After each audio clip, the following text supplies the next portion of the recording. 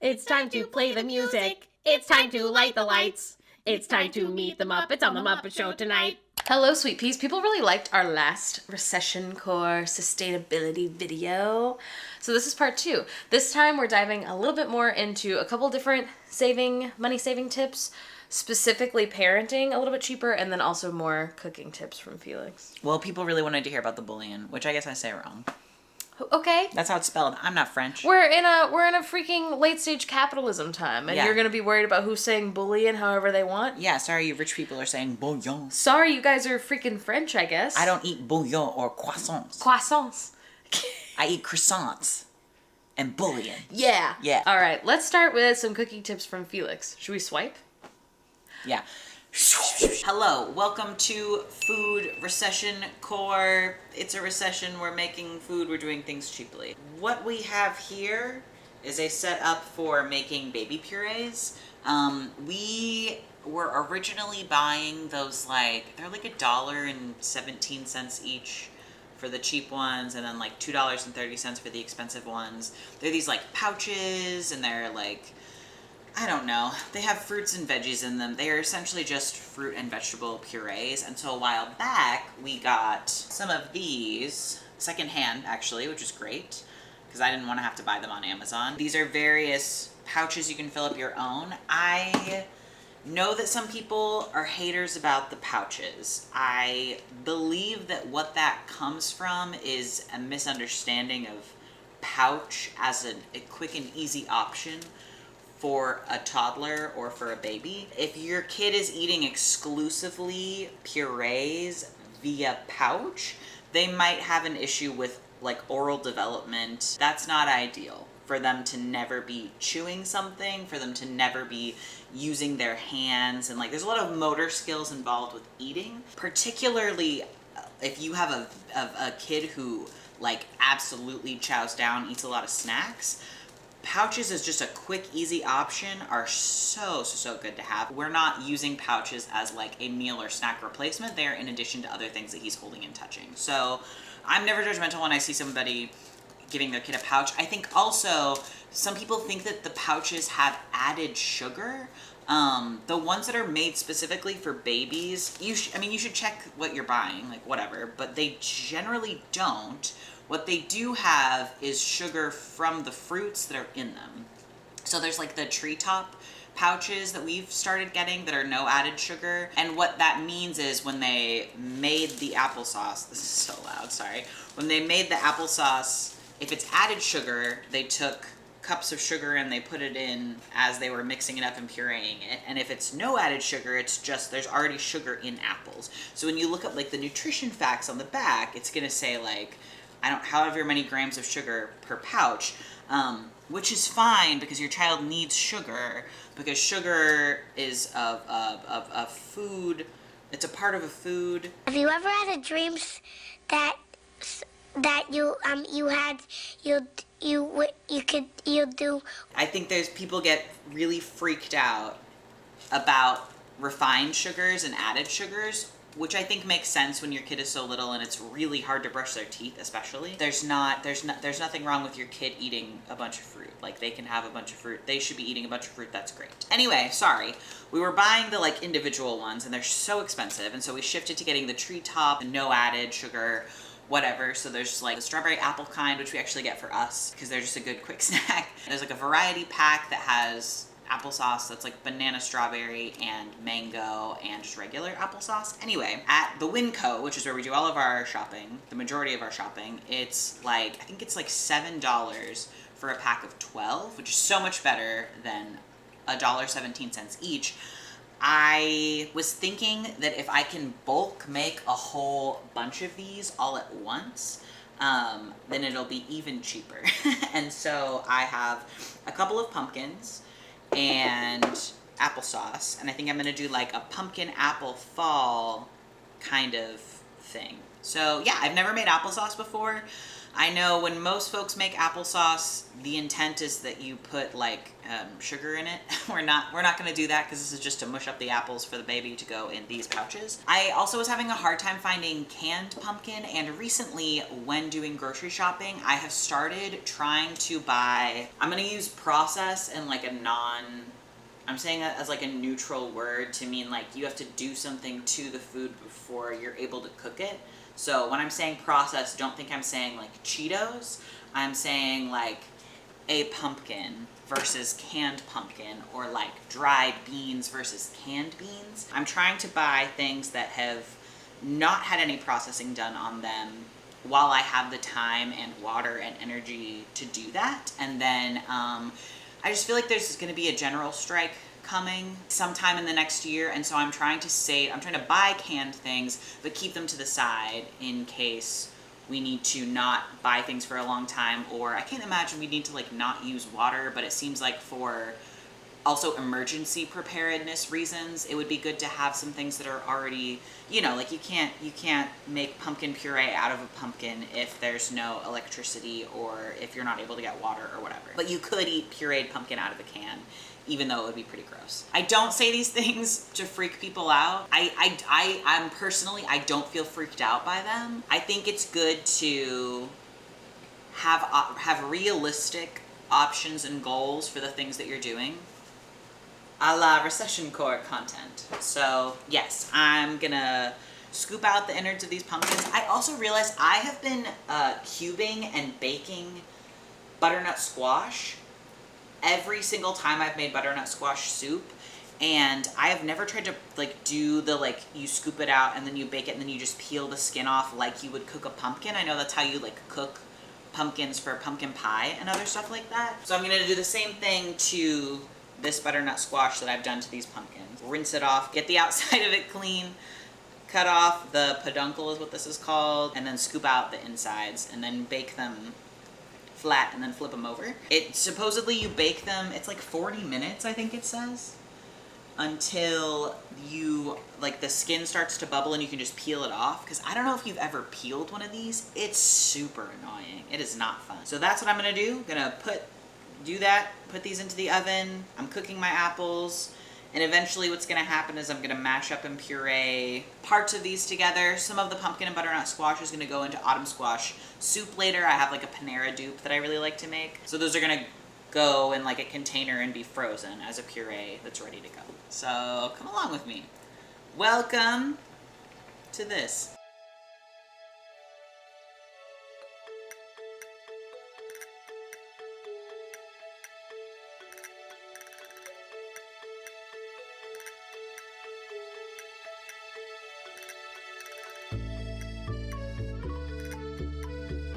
This is the leftovers that I have, my innards. Usually I would try my best to use as much of this for bouillon as I can, but I already have a bunch in the freezer, so I'm just gonna give this all to our vermicompost. So let's go check out the worms. Content warning for worms and also mold and rotting food. Here's some worms. Happy. God, those are huge worms. Huge worms. They are clearly enjoying whatever this gross moldy thing is that I threw in here last time. I'm gonna do a little stirring, and I realized that like this stuff makes sense to go in here, but the seeds are like kind of just seeds, and so it seems like it would be strange. Would be afraid that I'd accidentally grow a bunch of pumpkins with my worms, and I don't want to do that. So I'm gonna stir this up a little bit and then put this on top for the worms. All right, the worms are looking really happy. They've got a lot of babies, a lot of really big chunky ones. I've got this on top to see if they like eating it or not. And then I think mostly what this is gonna need is some more like egg carton chunks. Anyway, the worms look really happy. That's great. I'm not a worm professional. I was just given worms by a cute lady who raises worms, who taught the vegetable class that Morgan and I took. Speaking of vegetable class, I've saved some of those pumpkin seeds to see if I can use them to grow pumpkins later on. And then the rest of them, I think I'm gonna cook as a snack. What I will have to do is like remove the pulp from the seeds, which I really, really hate to do. But I think otherwise my family will be excited to eat pumpkin. My dad used to like cook pumpkin seeds from our pumpkins that we would carve, which I'm now realizing these are like eating pumpkins, not decor pumpkins. So maybe the seeds will taste different. Maybe they'll be even better. I don't know. Let's find out. beautiful squash. Here they are. The thing about butternut squash is that it is not like hollow all the way through like a pumpkin is, so this part might not cook as quickly, although I think that pumpkins are a lot tougher than butternut squash is. Like this is a little softer, so we'll see. I don't know. It would be so great though if I could cook them the same way. And if not, that's fine. I'll just end up peeling this and it'll be really annoying later, but that's okay.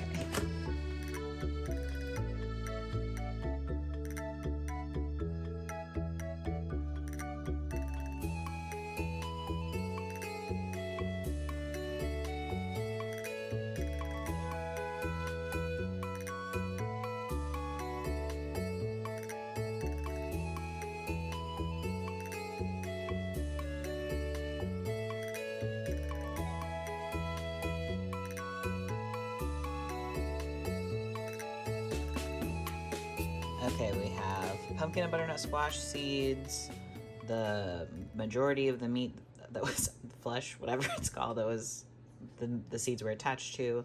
That's just going to be cooked up for the bouillon. Then I'm going to put a whole bunch of frozen stuff in this pot also. And then this is just some like weird colored flesh and seeds that freaked me out. So these ones are just going to get thrown away standard style. Maybe I'll throw them out the window and see if they grow anything. That could be kind of fun. My apples are done cooking, so I've set those. I like strained them a little bit and have set them to the side. What I have now is stuff for broth slash bouillon. I am vegetarian, so if you were gonna do this with meat, I don't know. I got no idea, brother. Couldn't be me, I don't know. So what I do and what I've learned from other people on the internet is it's okay to put most things in here.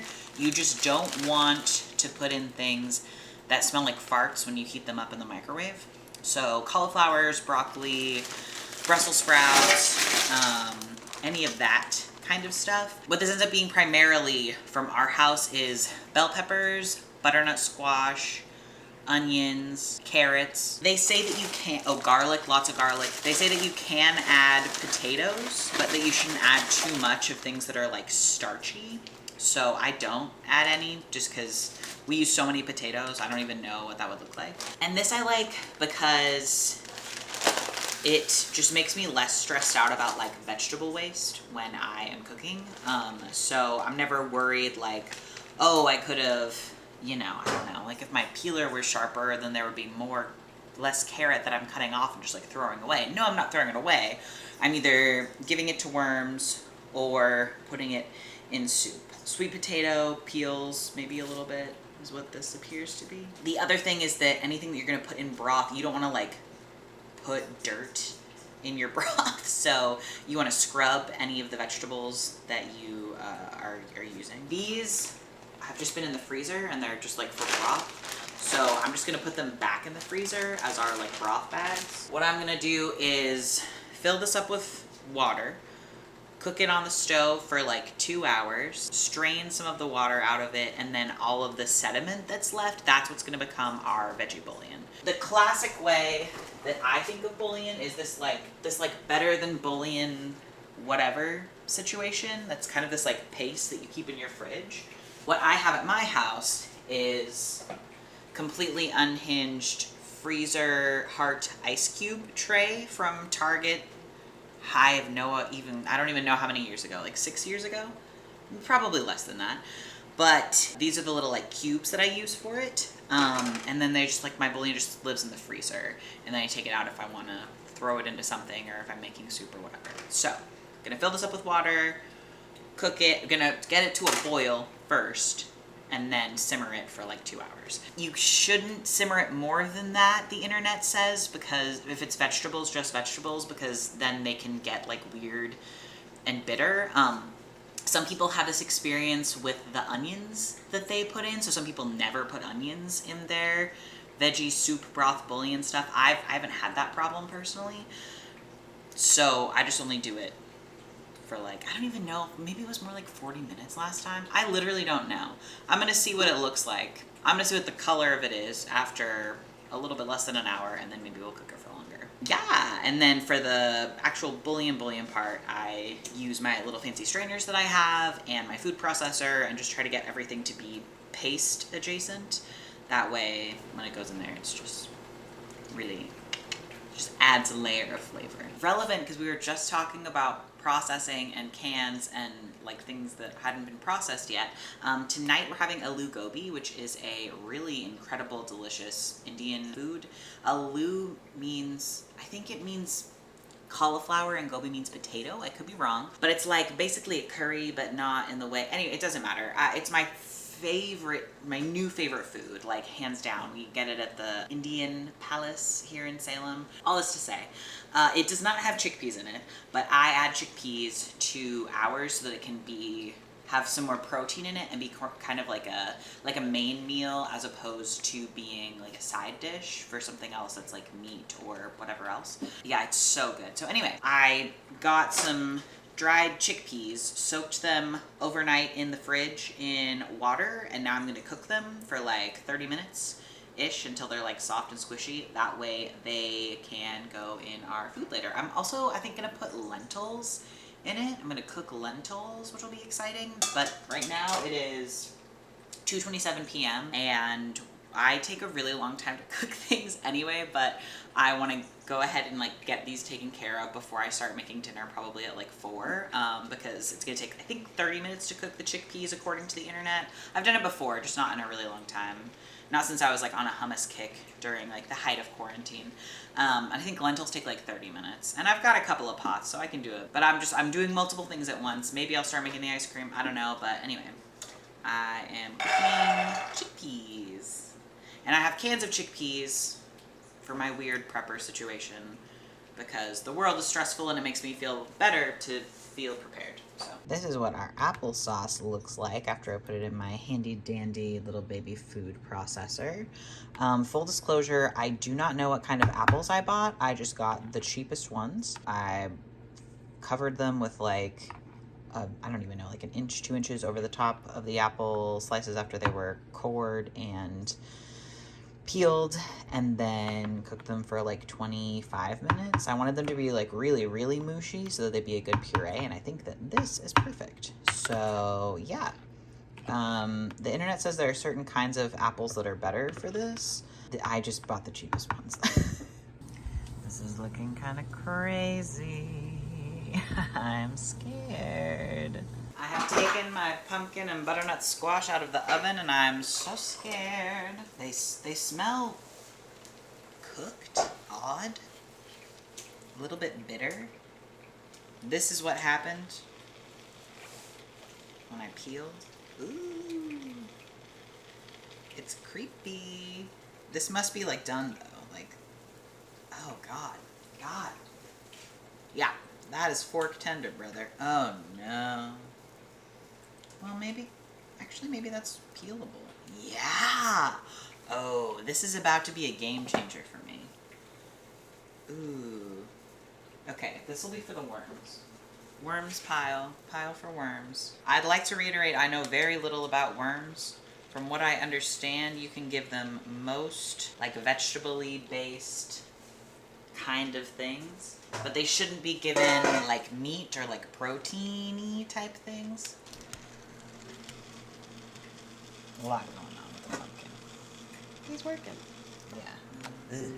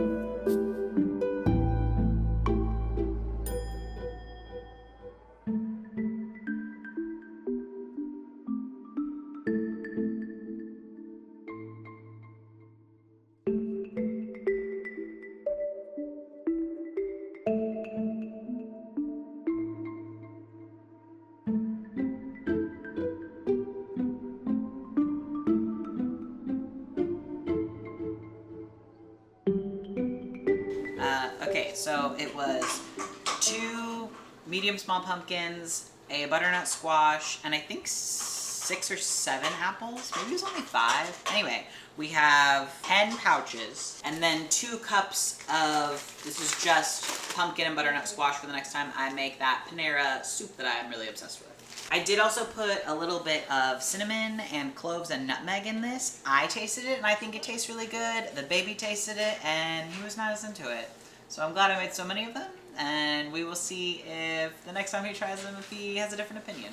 We have finally arrived at the bouillon making section of this project, the long-awaited bouillon making section. This is the broth that I made a few days ago. It ended up being 2 jars of just like really easy grabbable broth. That I have one that was similar size to this that I've already used in cooking dinners this week. And now we're doing the bouillon part. I don't know what this is gonna look like. The last time that I did this, I was just kind of flying by the seat of my pants and I felt like it worked fine. So that is really basically what we're doing today. I'm gonna transfer them into this container, the goop. Probably some of this is gonna end up just being regular broth also. It's just so full right now. And I also have a food processor. I'm gonna do that. Step 1, let's process this food.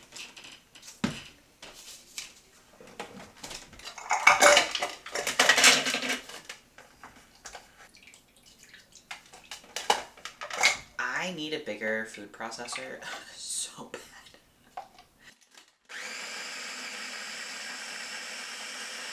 Okay, yeah, I'm thinking a couple days in the fridge, soaking up the water and getting softer may have been the game changer we needed last time, and this is fine. I'm still gonna squeeze it through a strainer to make sure that I get all of the big chunks out, but this is looking like it's gonna be successful.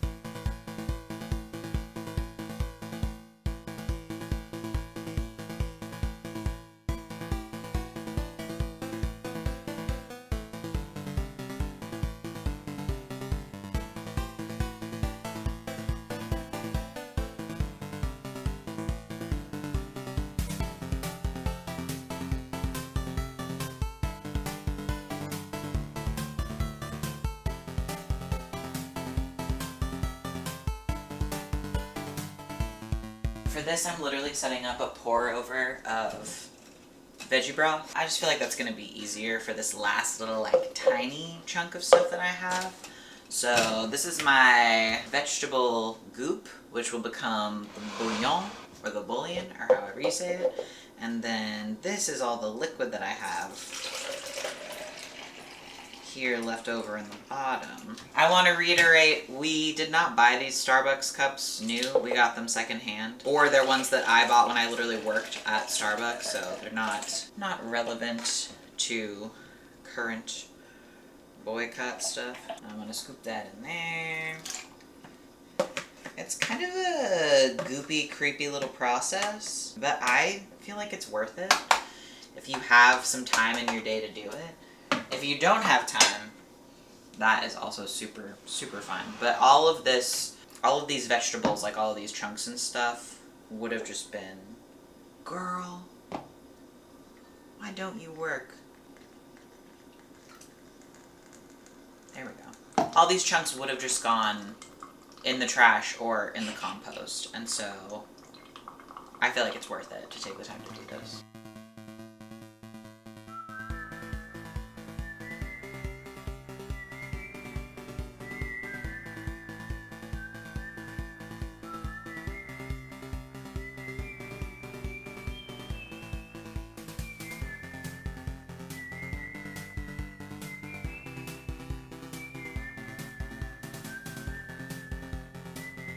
Okay, And then for this part, I am just going to use this emulsifier, hand blender, to sort of get it all the same consistency, do some homogenizing of the chunks, and then I will squeeze them through the strainer. The point of this is so that there's not like weird fibrous seed chunks in your bouillon. It's not a huge deal if there's, I don't feel like it's a huge deal if there's little tiny ones, because, you know, for whatever soup or food or meat or whatever you're making, it's probably seasoned in some way. So you're gonna end up with like maybe a weird little seasoning piece or something else. So if instead it's like the weird like pumpkin seed shell, it's like probably not a big deal. But just to make it so it's not a whole bunch of those, because that to me would be a little gross, but it's whatever you want to do. This is also old and kind of broken, and I'm the only one who uses it. And it like pulls off and stops working, so you have to like hold it. It's terrible.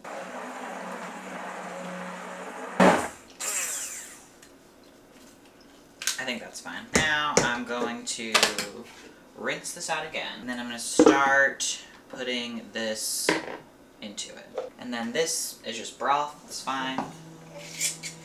So I'll put that in a jar. I gotta use these like broth. I either have to freeze them or use them pretty quickly. I don't know, I always try to use my like broth within like a week if I'm not gonna freeze it. But I also can just like make soup tomorrow and it'll be fine. I think that's the other thing, is that I'm thinking of like, it's gonna be in soup or whatever. So that soup is also gonna take a couple days to get eaten. If I was responsible, I would like try to scoop out some of the big chunks of this to make this not be so slow. Because it's very slow. But I don't really care right now. Too much to do. So now what I'm gonna do is do scoops of this, push it through with this. Last time I did this, it got stuck on the little bits and bobs, but I just kind of had to like shove it through like this to get the goop where I wanted it. I did a little shoving on the top part, and then I did it on the bottom also, and that was kind of just where I wanted to be with this. Yeah. And then I think what I'm gonna do this time is the sort of like big chunkies that I end up with. Like this stuff in this top part that's not gonna come through here. I think I'm just gonna use that for the next time I make autumn squash soup, because that is a soup that gets completely blended up anyways. So like if there are chunks in it, they're just gonna get hit again by this. This is the part that's slowest, obviously. Okay, let's do glass container for freezing so that we can easily heat it back up. Yeah, what I need is like vegetable chunks juicer. Yeah, so that's like one heaping scoop. And then this that I have left over, I am going to put in this. And then the big chunks that are stuck on the strainer, I am going to rinse off. And then we do that again for 1,000,000 years. Yay! Okay. We have broth, we have what will be the bouillon, and then we have chunks. Bigger chunks that are going to be in soup that gets blended up anyway, so it doesn't matter. So I'm gonna put these in here. I'm gonna put these pouches, which are for the baby, in the fridge. This is not the perfect way to do this, but it is my process. Okay. I have little tray, I have this. I'm gonna put some, this is still draining. I'm gonna put some salt in this. Last time, I don't know how much of this I had, but I put in 2 tablespoons of salt and it was like too much. But then when I used it, I just knew that I didn't need to add additional salt. Like I just used it as exclusively the salt that I was seasoning with. I'm just gonna put a little salt in this. All of my salt is upstairs, so I'm pouring from bare. This is a 1/2 tablespoon. I think that's probably gonna be fine. I'm not gonna put any more than that. I always taste test whatever I'm making, so like it doesn't really matter anyway. And now I'm gonna fill up these little guys. They're really orange this time. There is like a lot of butternut squash in this, so that's probably why. I like having them in these little hearts because then they're like pre-portioned. You could do this with an ice cube tray or any other weird silicone tray that you have with strange shapes. I only have one of these, so I'm gonna have to put the rest of this in a jar to do like a second batch. And what I need to do next is make like a flat space for it to go on. So then this is gonna go in the freezer. And then I'm gonna put the rest in a jar. Yeah. Beautiful. I'm gonna put a little note on this for myself that says for bouillon. Yeah, so the little hearts I will use in soup, or if I want to add something extra to like vegetarian meat that I'm cooking. I also have the broth, which I can use, I don't know, just if you want to make something more wet. For rice, rice is one that I use it for quite a bit. Instead of cooking it in water, I'll do broth. It just makes things taste a little bit more flavorful. Again, I have no idea how you would do this with meat, so don't ask me that, or chicken, or I don't know. But as a vegetarian, I'm just doing a lot of blending up of vegetables in my daily life. So yeah, there it is. Homemade bouillon. Our baby recently has been teething his molars. Sad. So sad. I've been making popsicles. I'm not like anti-sugar in general. It is something that we're trying to like limit, I guess. I don't think there's anything wrong with giving your kid just like regular store-bought popsicles. I could not care less. Don't think it's something that you should stress about. This is just genuinely cheaper and easier for us, and he's really into them. We have these molds or whatever that somebody got for us off of our baby registry a million years ago. Thank you to whosoever that was. Yeah, I in my little food processor blender thing, take a can of the like crushed pineapple that doesn't have any added sugar. And then I have a can of condensed milk, and I took like 1 scoop of condensed milk and like blended it all up together. It was like very little that it needed, and I tasted it and it was like fine. And the thing that I like about these pineapple ones is that they are not messy in the same way that regular popsicles are, because they don't like drip colors down his face all over everything. And they're also, because it's like the crushed pineapple that it's using and it doesn't like blend up completely, it's still a little bit stringy. It kind of like stays together on the popsicle, and then when it's on his face, it's like in chunks, so it's like really easy to wipe off, and it doesn't stain anything. So if your kid likes pineapple at all, I would highly suggest that, or anything. You could do that with any canned fruit that's like a light color. And I think the can of pineapple is like $1.85, and then a can of condensed milk I think is maybe like $1.25 possibly, and then it's like 1 scoop of condensed milk, and so you can get multiple cans of, and it made a whole butt ton. So yeah, cheap popsicles. There's a truly unhinged amount of children's clothes in the world, and I have found that people should just stop making them, I think. I'm not in charge. However, if you are somebody who has a kid and you are looking to not spend a bananas amount of money on kids' clothes, in my experience, the hierarchy of reasonableness goes like this. Most expensive, new fancy store. Next most expensive, boutique thrift store consignment shop. Something that's like, it's like more, pointed, there's a certain audience that they're looking for. Then thrift stores generally, depending. Then I would say, and that probably like thrift stores that are like Goodwill, like big chain thrift stores. Then chain children's thrift stores. So like Once Upon a Child is the one that we have in our area. Then children's consignment and thrift stores who are owned by actual parents and are small businesses.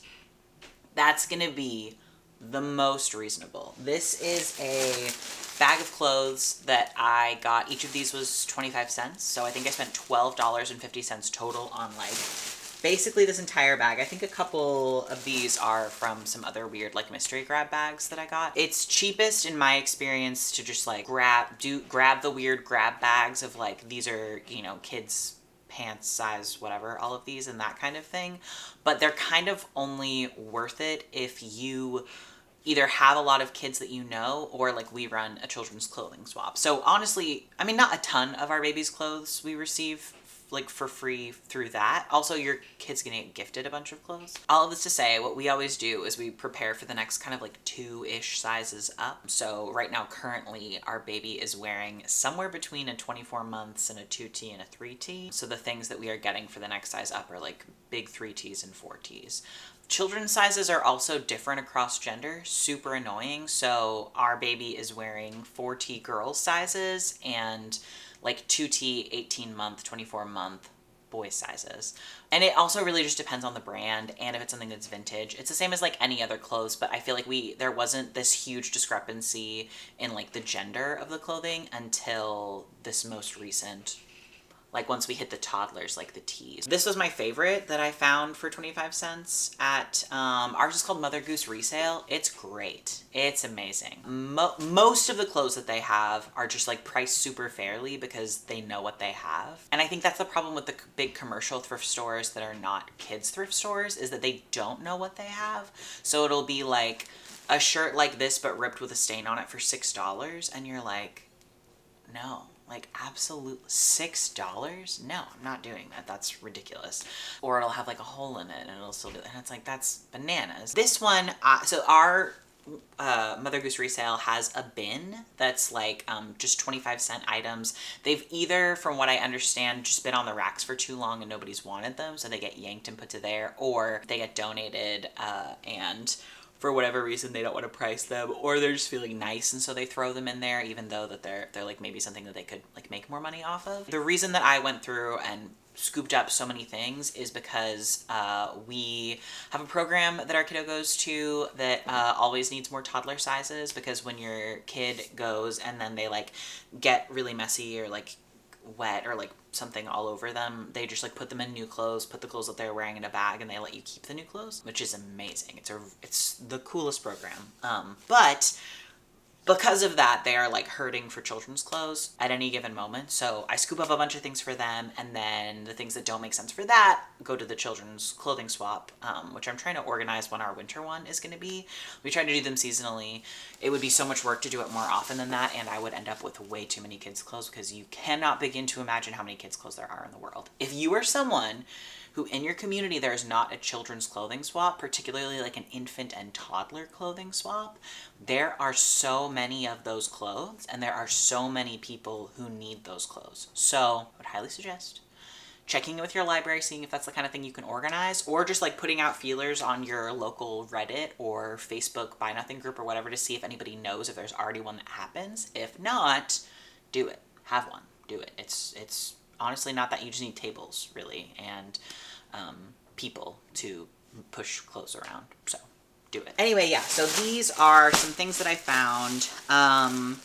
For the thing that our kid does, it's like primarily sizes 2T to 6T that they need, which are the sizes that get the most ripped to shreds by kids, which makes sense.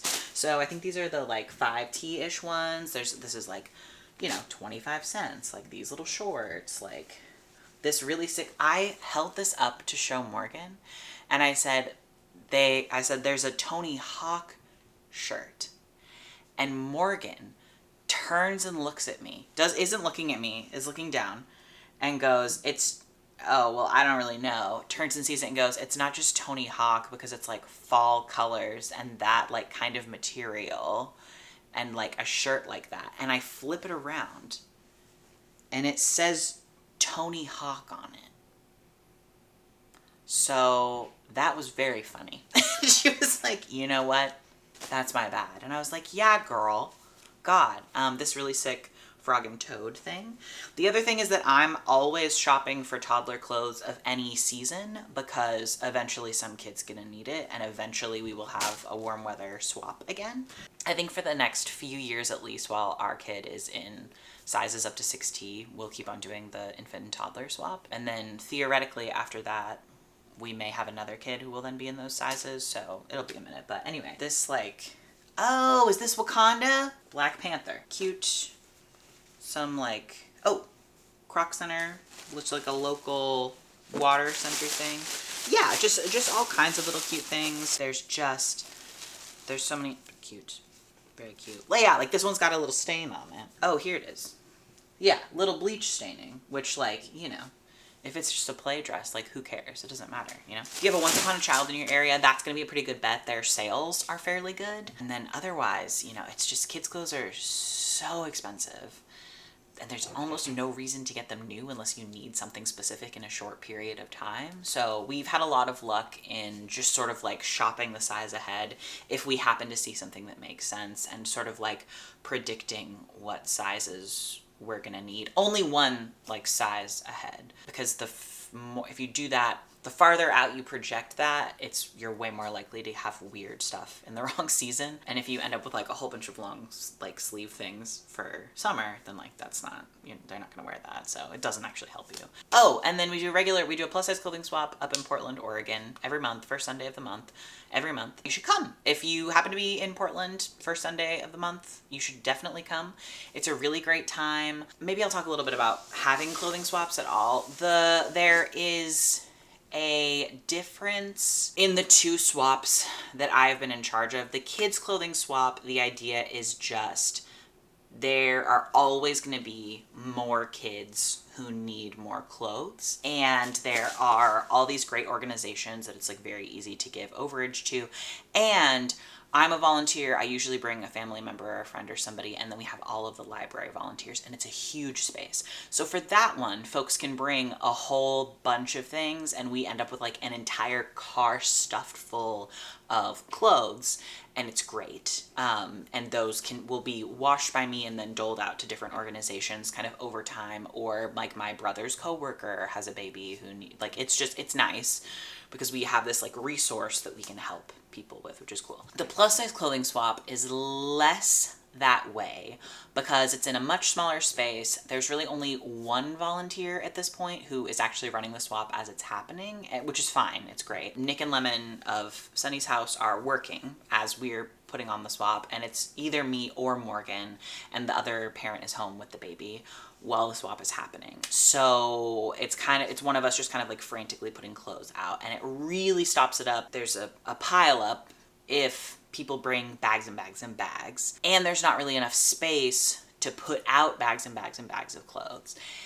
And folks have a tendency with like a whole bunch of clothes that they have got that they're going to donate that they don't want anymore, to like leave them in their garage for like 6 months, and they get kind of like weird and musty and gross, and then be like, oh, I'll just drop them off at the whatever, and then they're like, oh wait, there's a clothing swap, I'll take them to that. Which is honestly would probably be okay if they had been washed semi-recently and also we had more volunteers and more space. But just with the space that we have, we try to limit it. I've never had a person show up to the clothing swap and be like, I have a giant bag, here's all this stuff, and me be like, no, you have to take some of that back home. Usually people are like very understanding. We technically have like a 3 items rule, because the idea with this clothing swap is kind of like you bring a few cool things that you think someone else might like, because otherwise we end up with so many size 14 pairs of jeans. And that's the other thing, is that because it's a plus size clothing swap, our audience is skewing sizes 3X plus, and the items that people are getting rid of are skewing 2X, 1X, XXL, which makes sense based on the kind of swap that is, because it's for adults, and it's, often folks, they don't fit something doesn't fit them anymore, and so they are getting rid of that.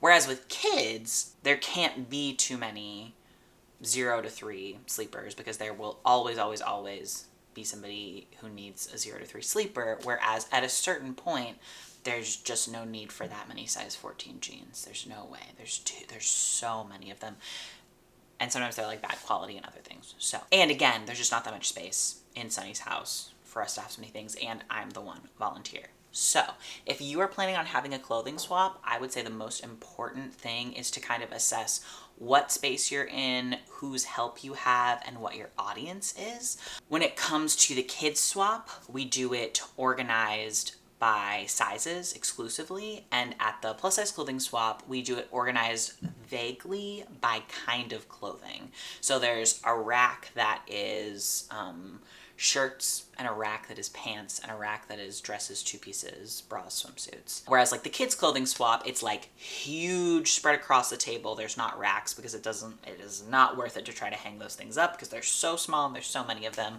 But it's like newborn, 0 to 3, 3 to 6, 6 to 9, and it's all like that. And when we have our runners take them out, there's this there are these two like carts that we have that have different things, and then we have sticky notes that are like newborn, 0 to 3, blah blah blah, so that the people who are looking at the sizes can just set them there, and then the people who are running them to their spots can just scoop them up from that and take them. They don't have to like check the size again. And if we were to do things organized by size with the plus size clothing swap, it would just be difficult. It would be so much time and effort, and also wouldn't even really be worth it because again, across sizes, like it's not that helpful. Also, especially with plus sizes, because you never know like what that pattern has been graded for, because like with Universal Standard, like their medium is a size 18, which is very different. Anyway, all of this to say, if you have enough space and enough volunteers, do whatever you want. If you are having a swap for the very first time and you're not sure if you're gonna have one again, and you're like, I want to kind of take like a baseline litmus test of what this is going to be like, tell folks that they can't bring any more than like a large grocery bag of stuff, and then like see where you go from there. That's what we did with the first children's clothing swap, and it went really well, and we were like, we actually have the capacity for more clothes, so like let's amp this up and say, if you're going to bring more than 2 grocery bag size bags, please try to roughly organize by size. That way it's a little bit easier. We don't have like, you know, because if a grocery bag, it could be like 15 things that we're like frantically trying to do the sizes on. So yeah. Oh, and then I guess also because I'm talking about swaps, I've created a website, CouplaGoofs.wordpress.com. You can go there, and then there's a post that's like, it's like a sticky post, so it should always be at the top, but it's also really easy to click on. That's like mega post of upcoming free swaps. And people have been DMing on Instagram or emailing, sending me information about swaps that are in their area, because so often we have people reach out and be like, how can I start a swap in my area? Or like, they'll like tell us about a swap that's going on in their area.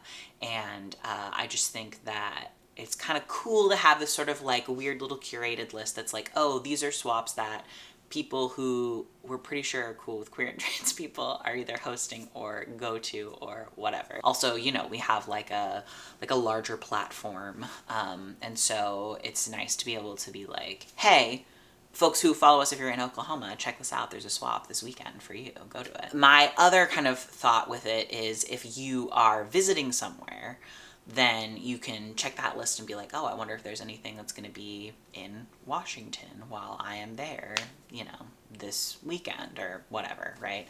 So if you have a swap that either you're hosting or you go to or you volunteer at or whatever that you think has good vibes, doesn't have to be clothes, it could be anything. There's a plant swap that's on there, which is pretty cool. There's an Instagram account that does like trinket swaps in California. Also, if you just know of a free store or like a weekly really free market or like anything that's like that, boweavem@gmail.com is the email. That's the easiest way for you to get them to me. I have a kind of like, this is the information I'd like to have from you thing at the top of the website if you go to it. But yes, we don't make any advertising money off of the website. There's not anything, obviously WordPress is making advertising money off of it, and I could pay them to get rid of those ads, but I hate that.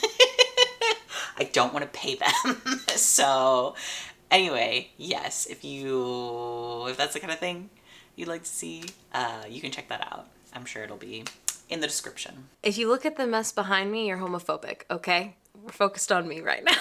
In this same category of like parenting cheaper, there's just a couple of things that I want to add on. Number one, along with borrowing stuff from your library, borrow stuff from your friends and your family. I feel like when we were kids, people talked a lot about hand-me-downs, and I feel like I got so many things from my older cousins that were like clothes or toys or whatever whenever they outgrew them.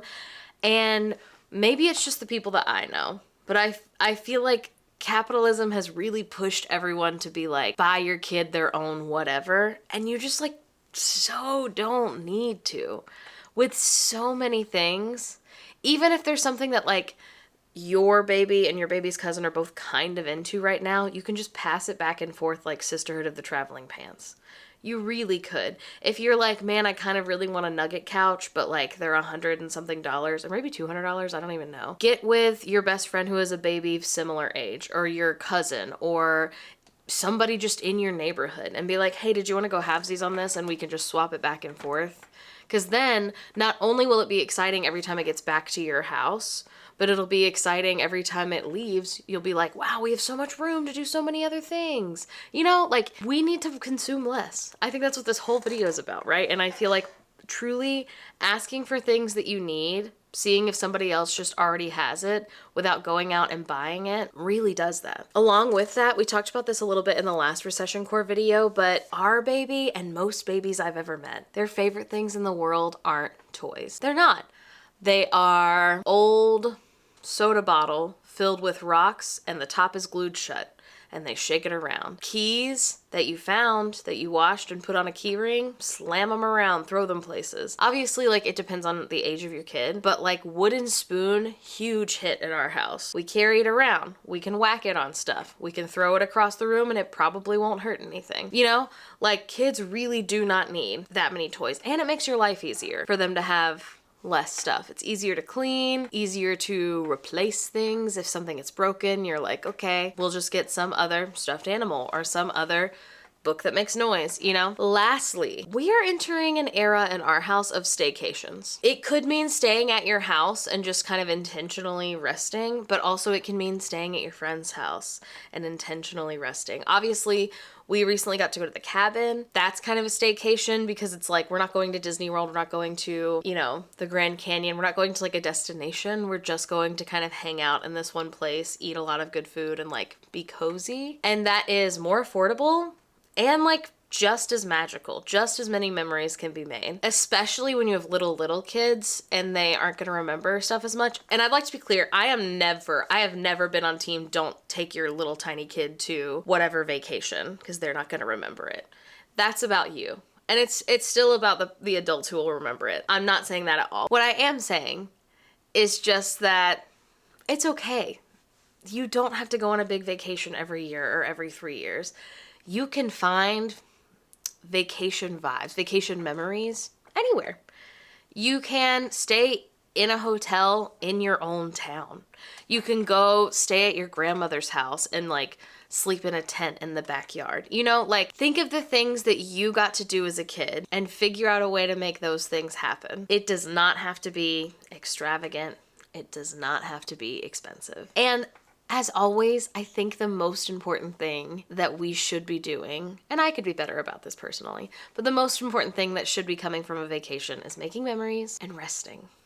I'm so sorry. I'm saying it to myself because I'm not a big rester on vacation, but at least a little bit. At least a little bit. You're supposed to be getting away from like the stress of being busy all the time. You know, you need to rest. And you can do that in a staycation. Romanticize it, you know? Make it your own, but don't feel like you have to feel bad that you're not going to LA or Europe or whatever if you see other people doing those things. It's too expensive. It's too expensive right now. Just stay home. Stay home, be cozy, eat lots of soups and cookies, you know? It's still a vacation.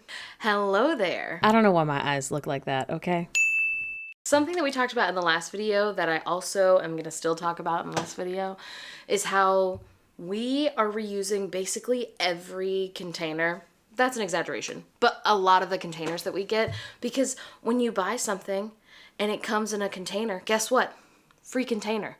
Now when your friends come over and you made soup, here, take some soup home in this container that used to have who knows what in it. And now it's clean and now it has soup in it. And you can take it home and you can wash it and give it to another friend if you want, or you can just throw it away or recycle it. No harm, no foul. Now you don't have to worry about getting it back to me. There are some things, some containers that I wouldn't like store food in. Again, it just depends on what was in it originally. But this is me de-influencing you. You do not need those like perfect home edit, all the same shape plastic containers that you see online. I mean, you've seen it, you know, and I've fallen victim to it too. I certainly own some because they got to me. They did. But now, when I want to store something, there's no way I don't have a container that already works. And if I'm like, oh, maybe I need a container for this weird project, or perhaps I already have one. I just need to wash it.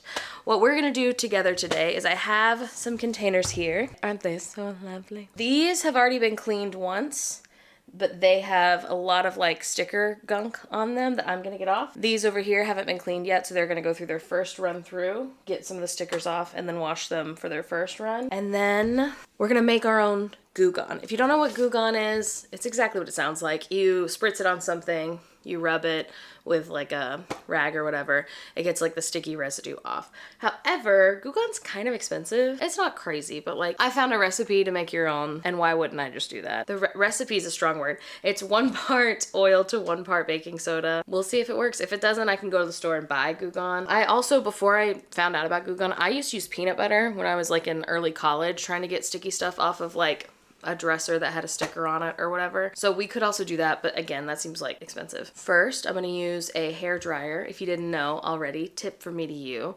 If you use a hair dryer while you're trying to get a sticker off of something, the heat helps less sticker residue stay on the container or the dresser or whatever it is you're getting a sticker off of. So that's great. But obviously it doesn't always work, or maybe you're not always next to a hair dryer. Maybe you were just too lazy to get it out of the drawer, whatever. So a lot of things end up sticky. I'm also gonna go through our cabinets really fast and see if there's any more in the cabinets that still have a random sticky spot, because I'm gonna try and get through all of them today. That's like my big goal for the day. We're gonna do it together.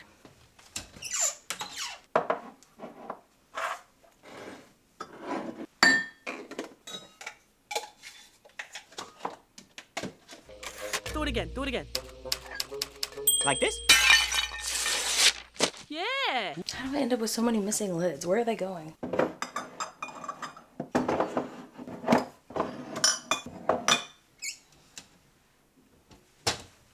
They're actually all sticky free.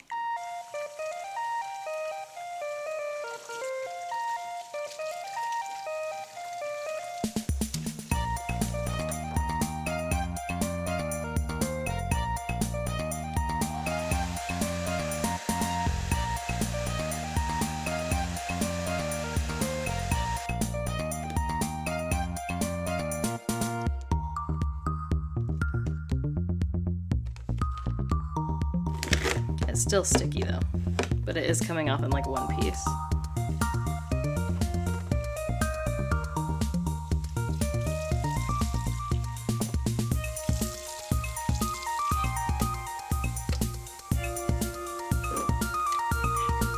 Okay, while those babies are soaking, thinking about their new lives ahead of them, I am gonna work on making our fake Goo Gone. This is what I have. The thing that I found just said baking soda, oil. I've got vegetable oil, already had that. Baking soda, just bought it. It said 1-to-1 part, which I used to hate when people would say, but now I'm like, you know, I kind of get it. I've got bowl. I feel like we're gonna need a lot, but also I feel like a lot will probably go a long way. So I'm gonna do 1/3 of a cup of each. And if I have any left over, then I can save it, I think. And if we need more, that's fine too. I've also got gloves. I have beef with the people at the baking soda, the Arm & Hammer baking soda company, because I feel like this is a horrible way to open it. I don't understand. They say open here. Maybe I'm having some thumb strength issues, but I can never like open it by just pushing on it. I don't understand. I guess I'll start with the powder. Makes the most sense to me. Oh, let me get a better shot here. Does it feel like we're on an episode of Bill Nye the Science Guy? Morgan, she doesn't know what she's doing. Hell yeah, brother. I'm sure I can hear you tapping in the comments saying this was a better way to do it. And I know that you're right. You know, does that give you any satisfaction for me to tell you, yeah, probably. I probably could have done it better. And now I've got this, so, and my sink's already, it's actually filled with stuff. What am I supposed to do with this guy? Oh, I'll put it on this trash I have it thrown away. Well, because I might need it again, you know? Here we go. Let me put my science experiment gloves on. We have a bunch of these gloves because I wear them when I do bottle drop, return the bottles. And also when I used to dye my hair pink. How's that? How's it looking to you? Who put these scissors here? Oh, I did. I don't know. This is looking... I think it's supposed to be more pasty. This is kind of looking still very liquidy. And now I've got some on the towel, which was not intentional. Should I put more baking soda in it? Or do I like let it sit? I should have asked more questions. This is giving something to me. You know, that is interesting. Okay, I'm gonna add more baking soda because I think it's supposed to be like a paste. And if it's not, okay, what's the worst that happens? I've just looked at my notes again to make sure I was right, and it said 1 part to 1 part. This is not giving paste. Maybe it isn't a paste. Here's my plan. Oh, you know what? It's fine that I spilled stuff because I'm gonna have it on here. Okay, so we're gonna see how this is kind of sticky? I don't know if you can tell. See the stickiness? So my plan here is to kind of drape it on there. And just, you know, I should have taken the top off of this first. So maybe if I do it thin enough, it'll be fine. Yeah, that's probably fine. I mean, I'm gonna wash all these again. The glass ones, honestly, I'll probably just put in the dishwasher. But anyway, and then after I do this, I'm gonna flip this towel to be the clean side for them to dry. Yeah, this is a very interesting, I've done it again. This is a very interesting look to it. But, you know, if it works, who cares? Not me. And if it doesn't work, maybe I should have just done one of these, I'm realizing now. Think of the time I'll save, though, if it does work, having already done it on all of them. Think of the time I'll waste. Oh my god, again. I keep forgetting. You know, who cares? Who cares? It's my time. I remember this time. Thought you were gonna get me, didn't you? I mean, obviously I'll let you guys know how this works out, but... You want to place your bets now? Do you think it'll work? Preliminary test not looking good. As I'm rubbing on here, it's not looking like it's making a huge change. It has to sit. I know the Goo Gone has to sit at least, so I would think this does too. It's breaking down something, right? So it's like I'm icing the world's strangest cake. Houston, this is not promising. Okay, maybe it's doing something. This one says Kirkland on it, and it's pushed into the plastic, so it'll say Kirkland forever. And that's fine with me. You know, I don't mind. Again, this is about function. And it'll function just fine saying Kirkland on the side. Maybe I'll name my next baby Kirkland. Then it'll look like I got it made for that. Alright. Oh no, I'm dripping on the clean dishes. I should have probably put more space between the two, to be honest. Slippery little sucker. I don't know if this is making any difference. Lord, I'm nervous. I'm realizing now that I did not have to prop them on their lids. Because they're not wet. They're not here to dry. Alright, did everybody place your bets? I'm gonna let this sit for, what do you think? Maybe like, is 30 minutes too long? Let's do like 20. Come check on them. And then I'll check on these and then I'll rinse the other ones out. I don't think this is going that well. I also apparently didn't plug this sink very good because it was draining. Hi, did you want to be in the video? Hey, how was your nap? Oh, he's holding his dress up. He said, were you guys watching Vanderpump without me? I've got an audience now. This is not looking promising. Maybe. Maybe? Yeah, I think this well, this is on glass though. That's probably the easiest one. Let's check one of these plastic ones. Yeah, I'm not sure what the after residue will be like because Goo Gone definitely does leave a weird residue. And this is looking like maybe it will as well. But it's definitely not sticky. That's great. So now it's just slimy, which I feel is, again, like you said, what happens with Goo Gone anyway. Yeah. Okay, I'm not going to film this because it's going to be a pain to edit because my hands will get slimy. I don't want to have to stop it and then start it again. So I will see you after I scrub all of this, which I think will take a long time. And I'll just show you the after. Checking in. When did I start this? Hours ago. Everybody needs at least one more wash, so at least a second, some of them third washes. I will say the homemade mixture, I do feel got the sticky part off. They do all now have like a film of slimy on them, which is also, as I said, that's also the problem with Goo Gone. So I'm gonna do some Googling while I let these sit in water, because it can't hurt, right? And see what other people are doing about the slimy aspect when it's not glass, because glass you can put in the dishwasher. That will hopefully get rid of the slime. I'll keep you updated, but I'm so close to crashing out. I need a relief mat to do hand dishes, actually, and then maybe I would be a nice girl, but right now my back hurts. It's been a few days. I did crash out a little bit, but they're clean. They're done. Here is what I learned.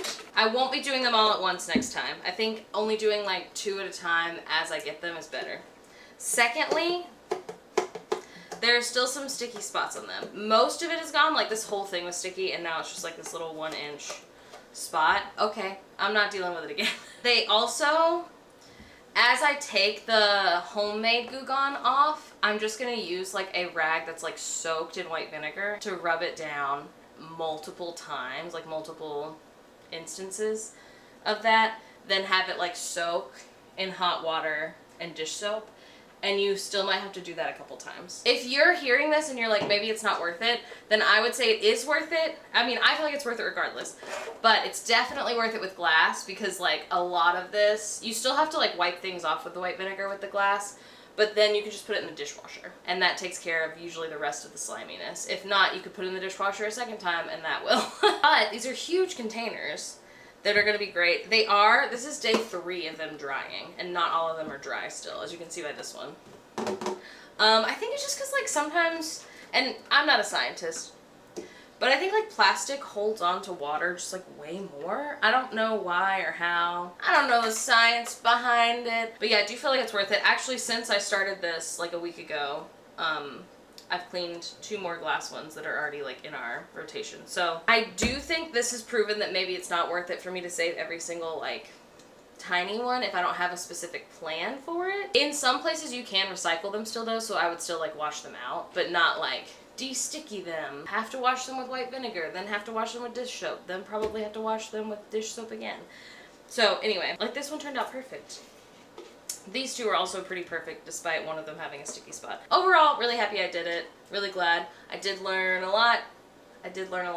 I've obviously like washed things before, but usually I've just let the plastic container stay sticky, or I'll leave like the label on it. But it's obviously a little uglier that way, right? Which you can do. It doesn't matter. It's your house. Look at that. That's gonna be great. I'm gonna put trail mix in this giant one. I made my own trail mix, which is actually something else I'll talk about. Right now it's in this pitcher because the container I want to use is still not dry. So it'll actually probably be the second round of doing this that'll end up in its big container. But I don't know why I've never thought about doing this. And I'm sure a lot of people are going to be like, obviously a lot of people already do this. That's fine. I'm new to the game. But I made my own trail mix. And I know you're thinking, yeah, trail mix is just mixing a bunch of other things together that you want to eat. Right.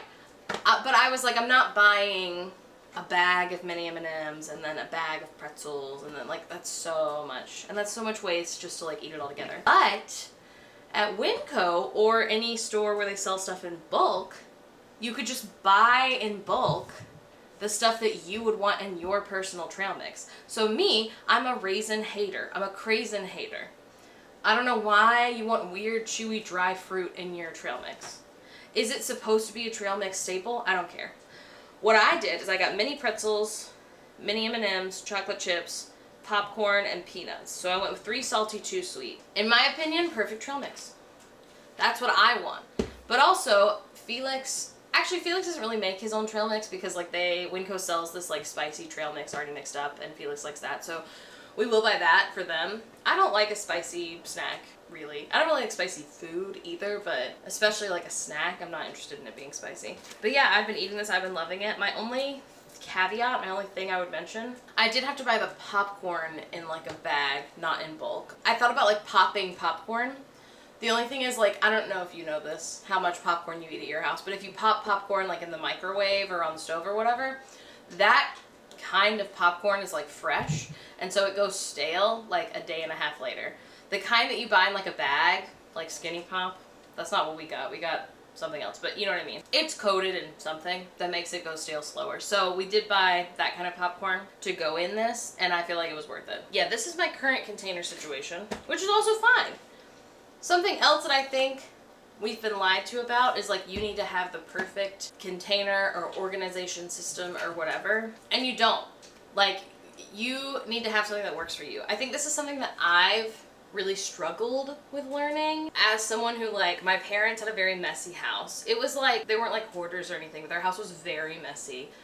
Anytime I think about my childhood, I think about how messy our house was. And a lot of people are that way because, like, 3 kids is a lot to keep up with, and we were all in different extracurriculars, whatever. And so when I moved into my first apartment, it was a clean apartment. Like, I cleaned it every, like, Monday morning, because my job was closed on Mondays. I would, like, wake up, and I would clean the house, and then I would go to the beach usually. And so I've had, like, a pretty organized house most of my adult life. Like, obviously it gets messy. I would say overall it stays fairly organized. I think when I lived on my own and I didn't have to share my space with anyone, I very much fell victim to, like, you need to have all the right, like, containers to make this look, like, aesthetic. And it's like, a closet is a closet. If you only care about making sure you have drawers, you don't really care that they're the best drawers, then yeah, go to Goodwill and get those little plastic bins. That works. It's totally fine. It doesn't need to be aesthetic. Now, I am also obviously of the opinion that, like, it is your space and, like, it's important that you love it and feel comfortable, but I don't think you should be doing that at, like, the detriment to yourself. Like, you should be spending as little money as you can in late stage capitalism, right? So I think that's something that I had trouble learning, is Felix would be like, oh, we could buy this kind of ugly thing that works fine to go in our closet or our art supply section or whatever. And I'd be like, oh, it's so ugly. And they would be like, it's gonna go in a closet where the door is closed. So, like, I don't think it's that important that it's ugly. I don't think we should spend $100 on a new dresser or whatever. And it was like, not an argument, but it was certainly something that I had to change my mind on as I grew more into adulthood, being like, yeah, that doesn't matter. I can thrift something. I can reuse a different container. I don't have to have all matching plastic bins for it to be, like, organized and working for me. That's my 2 cents on that. Everybody's different though. So if you were like, it would drive me up the wall to have mismatched containers, you know yourself. I borrowed a VHS to digital converter from our local library. I wanted the VHS to DVD, and that one was damaged and or lost, so they didn't have it, but they had 2 to digital ones from their library of things. At our library, I don't know about your library, but at our library they have these binders that you can look through that have the library of things stuff. You can't, like, go physically to, like, look at the things and be like, ooh, I want this one. You might have a library of things and you don't know it. You should ask your local librarian. But anyway, the main reason why I wanted to borrow this is because we have some VHSs of the Muppet Babies. And they're really fun to watch on VHS, but obviously the VHSs, they, like, degrade as you watch them. And then also supposedly it's by, like, 2040 or something, they will all be unplayable anyway because they also degrade with time, right? It's like something like that because of the stuff that they're made out of. So anyway, because we have some Muppet Babies VHSs, and because this is content that is, like, essentially going to become lost media because you cannot watch it anywhere on streaming, you cannot buy it on DVD, they've not been able to do re-releases of it because there's so many branding copyright issues with it because of the different things that they do. Like, the one that I copied yesterday has, like, some stuff about the Labyrinth in it, and then it also has, like, Star Wars. Anyway, this is what you do. You take this, you stick it in the thing. This is a fancy little contraption that I've plugged my giant flash drive into. And then put it in. And then you see what's going on this little screen here. I also realized via Google that this is doing, essentially, like, you could do this with OBS. If you're a streamer, this is something that you could do, but I like that it's this little screen that I press the button on and that it works well. I just hit record, and then now it's recording. And it'll play, and you can turn it up so that you can, like, hear what's going on, or you can turn it down. Like, you can hit record whenever, and you can stop it, and it makes them into multiple files. So, for instance, this is a Muppet Babies that only has 1 episode on it, but if it was 2, you could cut it up into 2, and then when you burn it onto a DVD, or save it on your computer or whatever, then you, like, have those as individual. I like to keep the commercials because they're so weird and fun. But you don't have to. You could, for a couple of them, I've, like, skipped through the commercials and then done that. It works really good. We have a stupid giant television that my parents got because they're, you know, because they are that way. And that doesn't look terrible on the giant TV. It looks as bad as it would look if you had hooked up a VHS player to the giant TV. So this hasn't like degraded the quality or anything, which is great. And all that I had to buy was, I did buy like a $13 flash drive from the Fred Meyer. Because it was like I just didn't know how big a file was going to be to save onto there, and it's 128 gigs. And it turns out that basically each like VHS has been, so far, because I'm just doing these like little small episodes of things, no more than like 1.5. So plenty of space. You could do this with just a regular flash drive if you have a small one. It's been fun. So that just plays in the background, and I look at the back of the box. It says approximately how many minutes, and then I set a timer for about that long, and then I go and I hit stop recording when it's done if I think I might be running around on accident. But it's been really good. It's been really cool. I think it's technically illegal, but I don't think Jim Henson can do anything about it because he's dead and he didn't let us have these on streaming. So there's not any possible way that anyone could make any money off of these.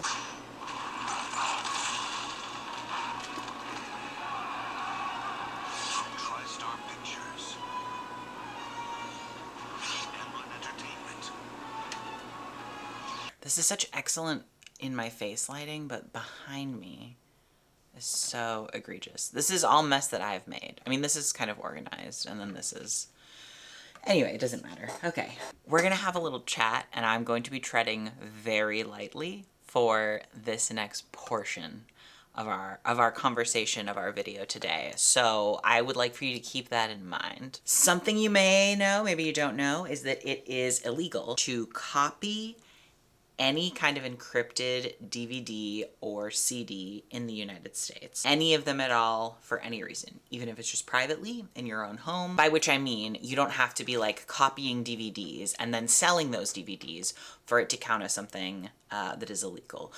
It is very unlikely, generally speaking, for individuals to be prosecuted for burning a couple of DVDs for whatever reason they may want to copy them. That's also, I don't know, if you're not in the United States, you don't know, or maybe this is a regional thing. Burn just means to copy. As a kid, I remember hearing the word burn and thinking like, oh no, you're gonna get rid of the CDs, you're gonna burn them. It just means making copies. It is something that is completely fine to do if it's not an encrypted DVD. For instance, let's say you have family memories, you have like home videos that you want to make copies of and then give out to other people. Let's say you have a really sick music video that you made for your song. You can make copies and you can give those to people or even charge for them, and it's like not, as far as I know, nothing illegal about that. Because it is something that is illegal in the United States, I would never, ever, ever publicly condone copying DVDs or CDs. Slightly shifting gears. Streaming services. God, I think we all have noticed what's happened with streaming services where like it used to be you're like, oh sick, I can cancel my 500 channels where there's almost nothing on, anything but like 6 of them that I actually care about, for $100 a month, and instead get a streaming service for like between $5 and $15 a month. And they didn't have ads and it was fairly cheap, and now there's like so many streaming services for you to be like plugged into everything that's going on, and like sometimes they release new things, sometimes it's primarily old content that they have on there. Regardless, it's annoying because now we're back to paying about the same amount that we were previously for, I don't even know, was it cable technically? I don't know. I wasn't paying those bills at that time. My parents had like a home phone bundle thing that they did with also our internet. It was a whole thing because it was really funny. We had no home phone almost my whole childhood, and then as like a teenager we had a home phone again. It was like cheaper if you got one. Anyway, so like screw the streaming services. Like screw that. Something else that I think is really insidious about streaming services is that they have gotten us all really comfortable with the idea that this, like you used to own physical media primarily, and then you could rewatch that media, and that media like is yours to like watch and have whenever you want to for a one-time purchase of blank, right? And now they've gotten us all really comfortable with the idea that there's like all of these TV shows and all of these movies that like you watch them on this thing and you're continually paying $15 a month to still have access to those. Hate that. That sucks. I would also, in this current economic period and political time, I would love for folks to get a little bit more comfortable with the idea of intentionally becoming more uncomfortable when it comes to like entertainment and things like that, or foods that they're buying, or like all kinds of things. But just generally speaking, like these monopolies on entertainment, and these huge companies that own have more money than God and own more things than anyone could ever possibly actually own. They are profiting off of you just like existing and spending money on things that like you, and maybe it's not even something you really think about. Like it's not something that you're doing intentionally. And like, I get it. Like I also want to say that I don't think that anyone is a bad person, like for continuing to participate in whatever portions of whatever things they need to participate in. I know that we are all doing what we can. I would ask you to consider if you can cancel your streaming services. Recently, we have gotten really into VHSs, and I also recently realized that VHSs are, like, obviously they degrade as you watch them, they become worse, which I think we all know because it's like very physical media, but in addition to that, they just degrade over time. Like eventually most of them are going to be completely unwatchable. But now they have our library that you can get a VHS to digital converter or a VHS to DVD converter, and if you're converting it to digital, you can still like put it on a physical CD. Regardless, that is now content that you have access to past the expiration date of that VHS. So physical media, very cheap to get physical media. DVDs and movies at thrift stores, super cheap, like 50 cents each, like $1 each, like maybe $2 if it's like a really good DVD. We recently canceled our Disney Plus. I know that a lot of people canceled theirs a long time ago. I don't feel bad for us not canceling it until now because it was literally a free subscription that we had. It was included in our phone service, and so it was literally free, but we've canceled it anyway to make a point. And really the only thing we used Disney Plus for was watching Bear in the Big Blue House. We watch one episode every night before bed. It's like the baby's favorite TV show. It's kind of like the only TV show that he like locks into and actually watches. Sometimes we have other stuff on in the background, but not usually kids media. It's sort of the only like kids show that we've let him watch, so that's why he likes to watch it, and he's stoked about it. And there's a lot of music, which is great. So in comes thriftbooks.com. Big fan of thriftbooks.com. This is how earlier this year I acquired the entire series of Kit Kittredge and American Girl, and then I got really sidetracked by the Shadow Children series. So we're coming back to Kit Kittredge, don't you worry about that. But Thrift Books also has DVDs, and I think they might have VHSs. It's a secondhand, sell your books with Thrift Books. So what we've purchased this is a total of 9 episodes of Bear, because they don't have a like season 1, season 2 like compendium like that. I'm so scared. This one we actually have from the library right now. These almost feel like dead stock. Wow, like that is a crisp, it's got a couple fingerprints. Okay. Anyway, what was I saying? What was I even talking about at all? Oh, I want to say that total I spent like $20. Maybe it was like $25 including shipping. So these are obviously more expensive because I was looking for something specifically. And there were some DVDs on thriftbooks.com that of Bear in the Big Blue House or on eBay that are obviously like they're more rare media, because the Bear in the Big Blue House, I know that they released the VHSs in like 1998, but the DVDs, I think they released in like 2002. And so anyway, this is old media. This is like 20 plus years old media, almost 30. Oh my God. So some of these DVDs they clearly didn't make as many of, they're really hard to get a hold of. So each of these was in the vicinity of like $7 each. And there are a couple of them that are on there that are like $35 for one DVD. I am not spending $35 for 3 episodes of Bear in the Big Blue House. I'm just not doing it. There are some episodes that are available on YouTube. What I've done is went to our local library, which is what I should have done first. Let's be really clear. Should have done first, just assume they weren't going to have it at our library. And they don't at my library. But my library is part of a like regional cooperative that includes all of the area's libraries. So in like the neighboring towns, they have episodes of Bear in the Big Blue House, which is amazing. So one of the DVDs that I borrowed from there is, I think it's called Visiting the Doctor with Bear, and it has 3 episodes on it. And when it comes especially to content, especially especially to content that is like prohibitively expensive. Like, I'm not spending $35 on a DVD of episodes of Bear in the Big Blue House from 2002. There's no money that's going to the Walt Disney Company. Good. One. And then two, like, none of the actors are making any money off of me doing this. They also don't make money from streaming rights, so keep that in mind. Particularly if their contract was signed in 2002 or 1998 or whatever. So it's not a crime. Emotionally, ethically, it's not a crime to purchase this secondhand or borrow it from your library. Now, Visiting the Doctor with Bear is content that I would like to have longer than the period of time that I've got it from the library, because I have a baby who's ravenous for Bear in the Big Blue House, and I don't always know when that media is going to be available to me again. If I was a criminal and I was to make a copy of that DVD, which I would never do, but if I was to do something like that, or if some criminal was to think of doing that, I would want to make it really clear to a person with that plan that it is not cool to use library resources to make resources so that you don't use the library as much.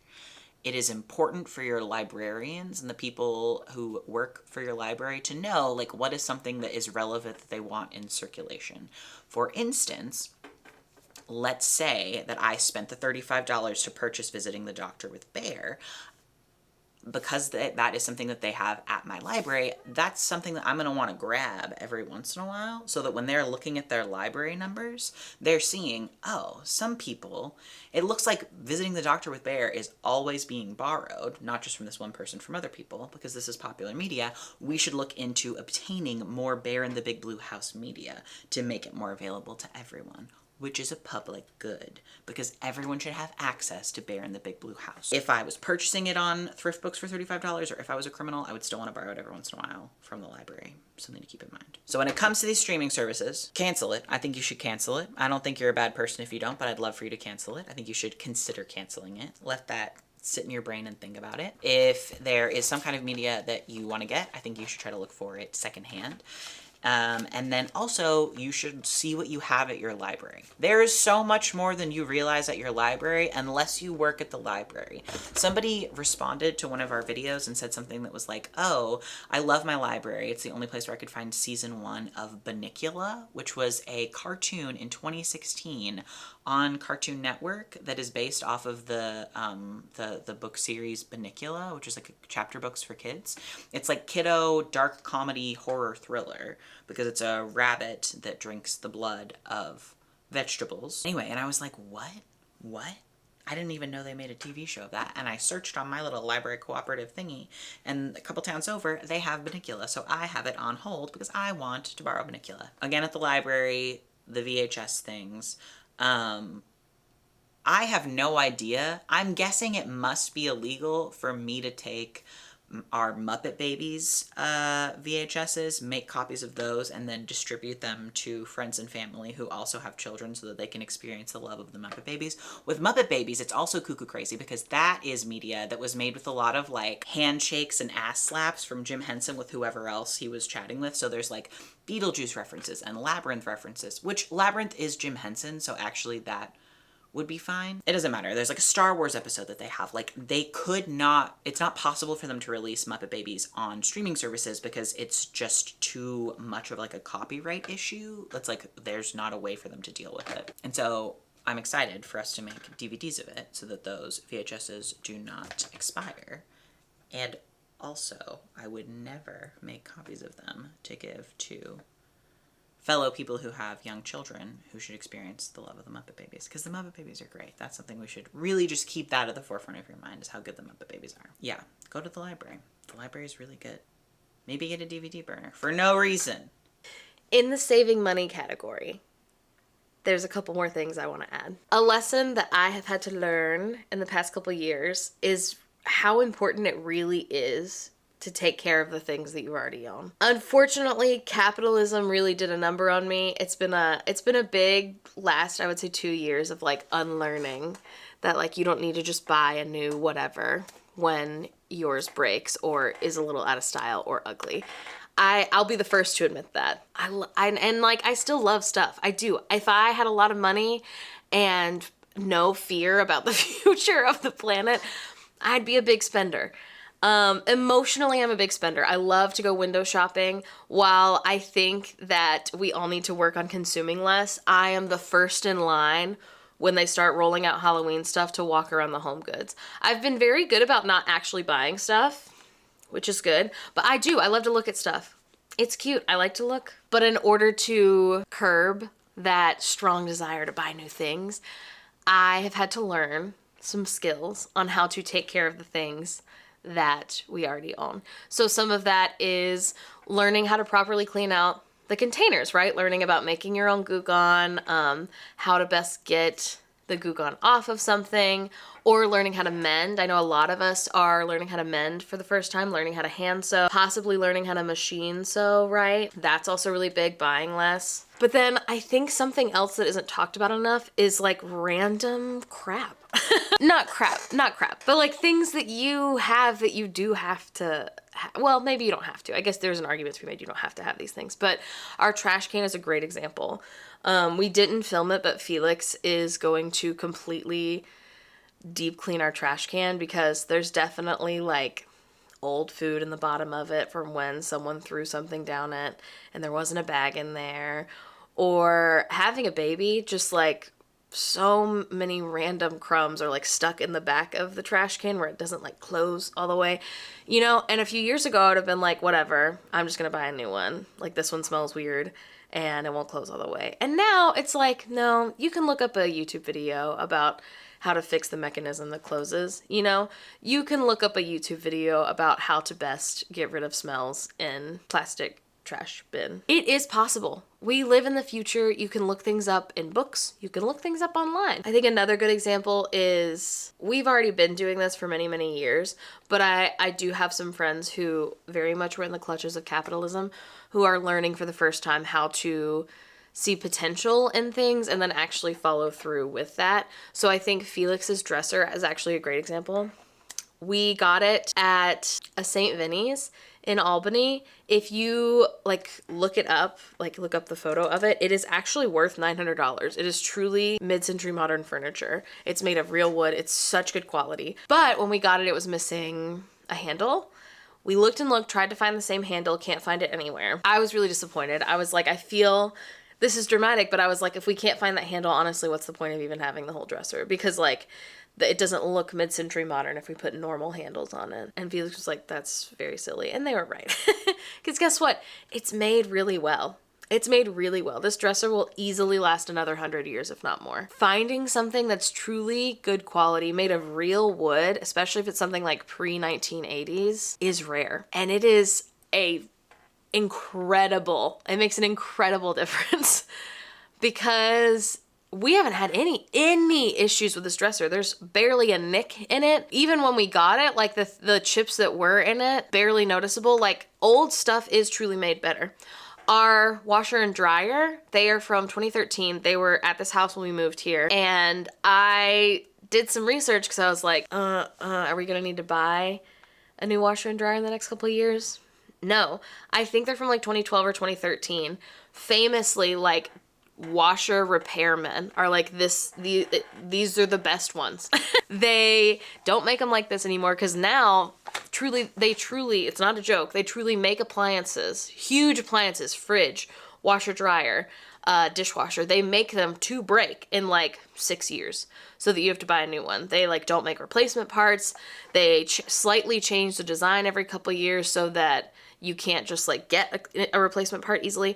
Literally, famously, they are a really good washer and dryer. I actually just saw a video pretty recently of a appliance technician talking about how like anytime anyone comes in being like, I want a new washer dryer, mine's kind of ugly, and they have these, he's like, don't get rid of those. Do not get rid of them. They are very easy to fix. If you could fix it on your own, you wouldn't even really need to call me. Like the agitator literally cleans your clothes better. The stick that's in the middle of the old washers. Do not buy a new one. And I don't know that man from Adam, right? So maybe he's lying, but that's how I feel. They're a little bit ugly, a little bit. I personally don't really care about a white appliance versus stainless steel anymore. I used to care, and now I'm like, it works. Boy, does it work, and I hope it works for a long time, because I don't want to give Samsung or Whirlpool or whoever money. Now, I'd like to be clear. If they give us one for free and you see us doing an ad, mind your business, okay? I'm just trying to feed my family. But as far as spending my own money, it works great. Why? Who cares if they're a little bit out of style or ugly or whatever? They work great. Same with anything else. That's how I feel about jeans now. If I find a good pair of jeans, I'm not getting rid of them. I am not. It's hard. When's the last time you picked up a pair of jeans that are truly from like the 1990s or before? Okay, next time you're at the thrift store, I'm begging you, even if they're not your size, just go see if you can find and pick up a pair of truly vintage jeans. Your mind will be blown. I found some recently. They don't fit. I kept them in case some miracle happens or in case I find someone who's the perfect size because they are so cute. I'm not redonating them. They are like a vintage size 20, so they're only like a couple inches too small, so I could add some panels in on the side. I might do that. Anyway, they're truly vintage. They are like from, I think, 1995. I Googled them. I don't remember. But they're like Gloria Vanderbilt jeans. When I picked them up, the weight to them, the quality to them, it truly blows my mind. I can't believe we've gotten to a point where I am the old person being like they used to make things. They don't make things like they used to, you know? And it's so true. Along with this, both in saving money and talking about the quality of things, we talk about this a little bit in basically every thrift video that we do. But if you can find kind of anything that is truly vintage at an estate sale especially, buy it. If it's something you think you will use, and I'm talking like appliances or like random things. The example that I always give, that I keep giving in these videos, is that we found some vintage clothespins. I don't know if any of them are here. So this is a current, new, made in the last 2 years clothespin. Right? This is what we're all familiar with, I would say. Okay, listen to his sound.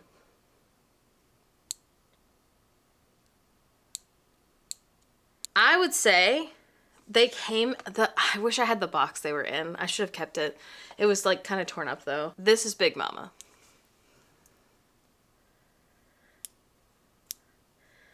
Thick. I wish you could feel it. It's also like it's heavier. Okay, I'm gonna see if I can do both of them at the same time. So the bottom one is new. This one's old. It's also like, I don't know if you can tell, but like the metal is like thicker on the old one. Also, like the new one sounds like tinnier almost. It's just this one holds also so much more weight if we're like holding things up like on a clothesline to dry. It's insane. So those are the kinds of things you need to be looking for at an estate sale. Someone actually commented a few videos ago that they got printer paper at their estate sale. Yes, that's what I'm talking about. Even if that was not like vintage or old or whatever, like now that's one more thing you didn't have to buy at like Office Depot. You know, the people who are getting it are, while they're obviously like big businesses who are running estate sales now, it's not Walmart, it's not Amazon, you know? Anything that you can get on Facebook Marketplace. Similar to printer paper or clothespins, or let's say you're throwing a party and someone's like, hey, I only used half of this thing of paper plates. Does anyone want the other half of them for free? That's the kind of stuff we gotta be doing. I'm trying to single-handedly, well, with Felix, so I'm trying to family-handedly get everyone who watches our videos to tell someone else. I'm doing a multi-level marketing scheme, but about not buying from big businesses as much as you can for as many items as you can. I'm telling everyone I know, being like, oh, are you looking for jeans? Did you look on Facebook Marketplace? Obviously, Facebook is owned by Mark Zuckerberg, okay? So, like, it's not a perfect system. But, you know, you're buy nothing, or you can look on Craigslist, or there's a hierarchy of buying, right? So, like, let's say you're trying to buy a book. The best place is to borrow from your library. That's free and also supports your library. If you're not going to do that, buy it from a small business, a small bookshop. If they don't have it, they can't order it, whatever, then I do think it's better to buy it from Barnes & Noble than to buy it from Amazon. You know what I mean? That's what you have to do with everything. It's obviously a lot of mental power to think that much. And I think that's how we've all gotten so trapped into just order it from Amazon. It's a very hard habit to break. And I personally, obviously, I still have plenty of friends, plenty of people in my life who are like buying things from Amazon because they still have little kids or they're disabled or whatever. I am not at all, would never, could never tell any one person like, how dare you? Because you don't know everybody's situation. When I see my neighbors getting mail from Amazon, I'm not like, they're not fighting the fight. You know, I don't know. What I can tell you is that for me, at least, a lot of it was convenience, and that's all it was. It is inconvenient to be like, should I see if they have this random screw that I need at Ace Hardware, and then if they don't have it, to have to go to Home Depot, and then I had to drive to 2 places. You know, that is inconvenient. And they are still like big stores. It's not like we don't have like a Ron's Hardware or whatever, you know. But I can do it. I am in a place of privilege where I'm able to do it. Same goes for a lot of people, I would say. It's just that we haven't been using the muscle of inconvenience. We've all been sold convenience for so long. And I'm begging you, if that's all that's stopping you is the convenience. Obviously, like I said, everybody's got their own thing. I'm not here to tell anyone you have to do this or you're a horrible person.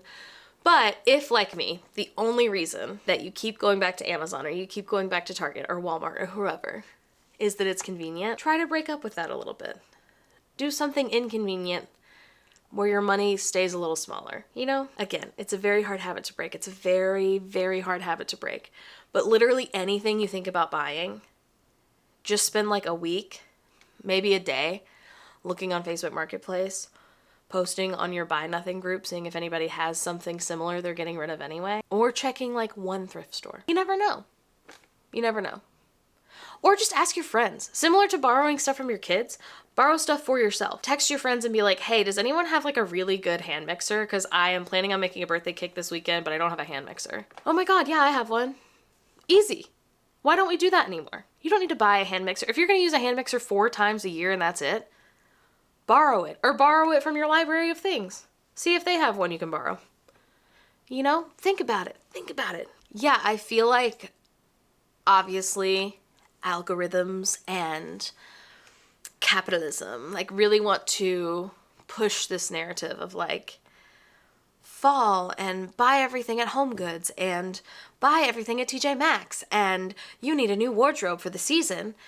And that's something that I really fell victim to for many, many years. And it is really hard to not do because it's fun. It's fun. It's fun to buy new clothes. It is. It sets off excitement in my brain, you know? But in order to get rid of a habit, you have to kind of replace it with a different habit. And I feel like now I get that joy from repurposing things and finding creative ways to mend something or make it fit a little bit better or things like that. It really does do the same thing. It is slower, it is less instant, but it's still great. And you still get to feel excited and proud. You actually get to feel even more proud if you made something or repurposed something, you know what I mean? Thank you so much for watching this video. Thank you so much to anyone who watches any of our videos. It means the world to us. I feel like I say this in basically every single video, but this really is the coolest job. And I don't know if it is a sustainable job. I don't know what content creation is going to look like in the next few years for everyone, but for especially us. But at least for right now, thank you so much. The only reason we're able to put out as much content as we are and do this full time is because of people like you who are watching our videos. Does this sound like a PBS commercial where it's like, PBS exists because of viewers like you? That's how I feel. And it's true. On top of viewers like you, we also have a Patreon. Thank you so much to every single one of our patrons. If you're ever interested in joining Patreon, we post exclusive content there. Usually about every 2 weeks, we'll post a like 20 to 40 minute video of us just talking about what's going on behind the scenes. We'll also share full unedited versions of whatever we filmed for a TikTok or a random clip from a YouTube video that didn't really make it in because it didn't really fit anything. I just remembered there's something I didn't include in the cabin video. things like that. So thank you so much if you're over there. Even if you're just there for a month, just to check it out and then leave. We always want you to take care of yourself first. But thank you so, so much. Times are really tough for a lot of content creators, and just not just them, not just us. Times are really tough for everyone. There's not much money, but there is a lot of joy. There's a lot of things to laugh at. It is the fall, you know? That's something. Halloween is still gonna happen. That's something. And every day we are a little bit closer to a better future. And I believe that. And I hope that you believe that too. The world is so scary, but you are so lovely. And I'm so proud of you. Thank you for being here. Thank you for watching. I hope you enjoy the bloopers. Goodbye. We accidentally deleted the bloopers, but here is the scene I forgot to include in the cabin vlog. Felix let in a moth, and now it's their job to get the moth out. Good job, good job, good job. Okay. Open the door, open the door. Open the door, open the door, open the door. My feet are up.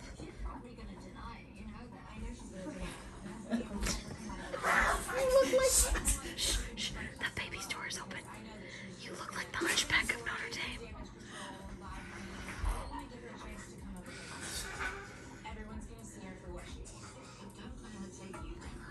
I'm so scared right now.